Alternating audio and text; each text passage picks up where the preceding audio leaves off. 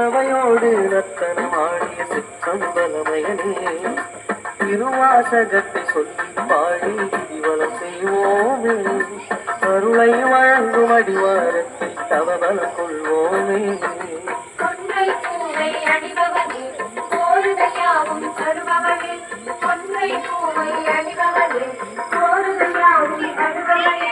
அடியடிதோறும் லீலை புரிந்து அடியவன் நெஞ்சையா கொண்டாடும் அண்ணாமலை இறையே